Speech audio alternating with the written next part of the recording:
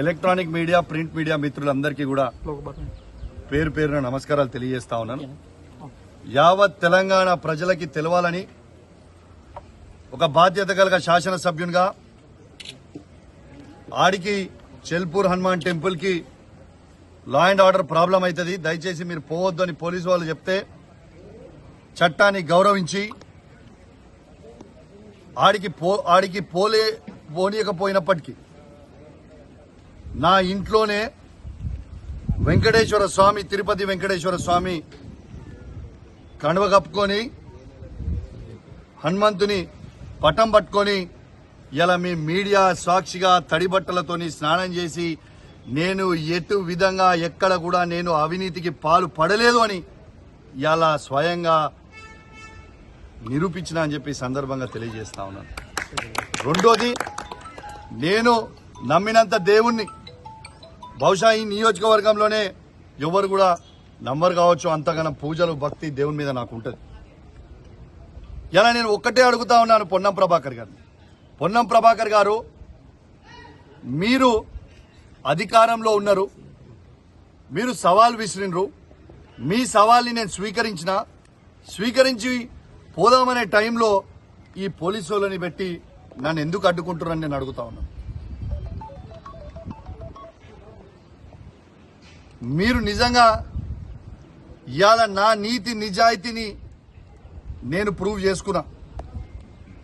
ఇవాళ ఎవరి కోసమో నీ కోసమో కాదు, ఏ ప్రజలైతే నాకు ఓటేసి నన్ను గెలిపించినరో ఆ ప్రజల కోసం నా నిజాయితీ తెలవాలని ఒక ఉద్దేశంతో ఇవాళ నేను ప్రూవ్ చేసుకోవడానికి వచ్చి ప్రమాణం చేస్తా అని చెప్పి సందర్భంగా తెలియజేస్తా ఉన్నాను. నేను పొన్నం ప్రభాకర్ గారిని ఒక్కటే చెప్తా ఉన్నా, మీకు ఫ్లై యాష్ లో మీరు 100 కోట్ల అవినీతి చేసిరని నేను బహిరంగంగా చెప్పడం జరిగింది. మీరు ఎందుకు ఇయ్యాలటి దాకా ఆ ఫ్లై యాష్ మీద మీరు స్పందిస్తలేరు? ఎందుకంటే మీరు అవినీతి చేసిరు కాబట్టే మీరు స్పందిస్తలేరా? నేను మరొక అవకాశం నీకు ఇస్తా ఉన్నాను. నిన్న చెప్పినా ఇవాళ కూడా చెప్తున్నా, మీ అందరూ రేపు నువ్వు పబ్లిక్ అవసరం లేదు, కార్యకర్తలు అవసరం లేదు, నీ కార్యకర్తలు అవసరం లేదు, పబ్లిక్ నువ్వు ఒక్కనివిరా, నేను ఒక్కనే వస్తా.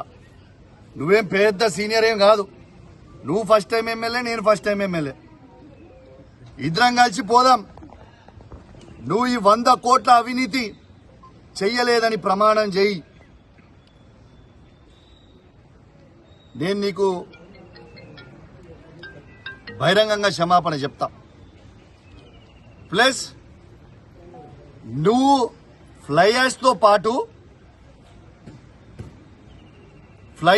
పాటు ఓవర్లోడ్ లారీలను ఎందుకు ఆపుతలేరు? ఆ ఓవర్లోడ్ పోయే లారీలో నాకు ₹1 కూడా నేను తీసుకోలేదు, నాకు సంబంధం లేదు అనేది నువ్వు ప్రమాణం చేయాలి. ట్రాన్స్పోర్ట్ మినిస్టర్గా నువ్వు ప్రమాణం చేస్తే నేను క్షమాపణ చెప్తా. ఓవర్లోడ్ లారీలు పోతలేవు అని చెప్పే దమ్ము ధైర్యం నీకుందా? రెడ్ హ్యాండెడ్ గా నా దగ్గర ఉంది, నేను చూపిస్తా. కాబట్టి నేను దయచేసి రేపు కూడా పొన్నం ప్రభాకర్ గారు నాలాగా నేను ఎట్లయితే నా నిజాయితీ నిరూపించుకున్నా ఇవాళ, రేపు పొన్నం ప్రభాకర్ గారు వెంకటేశ్వర స్వామి సాక్షిగా రేపు వచ్చి ప్రమాణం చేస్తారని నేను అనుకుంటా ఉన్నాను. రేపు నేను మాత్రం ఖచ్చితంగా అపోలో టీటీడీ వెంకటేశ్వర స్వామి టెంపుల్ దగ్గరికి నేను ఖచ్చితంగా పోతాను. రేపాడ నీకోసం 11 గంటలకి వెయిట్ చేస్తాను. మీరు ఖచ్చితంగా వస్తారని ఆశిస్తా ఉన్నాను. ప్రభుత్వం మీదే, పోలీసు వాళ్ళతో నన్ను అరెస్ట్ చేపియొద్దు, మీరు కూడా అరెస్ట్ కావద్దు. మీరు ఎందుకంటే ప్రభుత్వం మీరే, మంత్రి మీరే, ఏం లొల్లి లేదు. మొత్తం సెక్యూరిటీ పెట్టు, అందరినీ సెక్యూరిటీ పెట్టుకొని మన ఇద్దరమే వయసొద్దాం.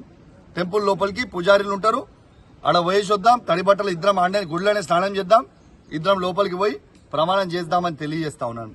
నేను సిపి గారిని ఇంకొకటి కూడా కోరుతా ఉన్నాను. పాపం పోలీసు వాళ్ళు ప్రజల భద్రత కోసం ఇలా సెక్యూరిటీ విధిస్తే సెక్యూరిటీ ఆడ చేసిరు, దీని లా అండ్ ఆర్డర్ ప్రాబ్లం అవుతుందని అంటే, ఇప్పుడే నేను ఒక వీడియో చూసిన సోషల్ మీడియాలో, ఒకసారి ఆ వీడియో చూడండి. జమ్మికుంట ఎస్ఐ రాజేష్ గారి మీదకి ఏ విధంగా కాంగ్రెస్ గుండాలు ఏ విధంగా ప్రవర్తిస్తున్నారో ఒక్కసారి మీరు చూడండి. నేను దయచేసి సిపి గారిని కోరుతా ఉన్నా, డీజీపీ గారిని కోరుతా ఉన్నాను, ఒక్కసారి మీరు చూడండి ఎస్ఐ గారి మీదకి ఎట్లా పడుతున్నారో. ఖచ్చితంగా కొట్టనికే పోతున్నారు ఎస్ఐని. నేను డీజీపీ గారిని, సిపి గారిని, ఐజీ గారిని కోరుతా ఉన్నా, వెంటనే వీళ్ళందరి మీద చర్యలు తీసుకొని రిమాండ్ చేయాలి, చట్టాన్ని గౌరవించాలి. ఎందుకంటే అఘోరమైన చట్టానికి లోబడే ఉండాల్సిన పరిస్థితి ఉంటుంది. కాబట్టి ఎవరెవరైతే ఇవాళ పోలీసు వాళ్ళ మీదకి తిరగబడ్డారో వాళ్ళందరి మీద కేసులు చేయండి నేను దయచేసి డీజీపీ గారిని, సిపి గారిని కూడా రిక్వెస్ట్ చేస్తా ఉన్నాను. పోలీస్ డ్రెస్ ని కాపాడాలని, మీరు పోలీసుకున్న విలువలని మీరు కాపాడాలని సిపి గారిని నేను డిమాండ్ చేస్తా ఉన్నాను. దయచేసి ఖచ్చితంగా వాళ్ళ మీద కేసులు పెట్టి అరెస్ట్ చేయాలని నేను డిమాండ్ చేస్తూ సెలవు తీసుకుంటా ఉన్నాను. జై తెలంగాణ, జై కేసీఆర్.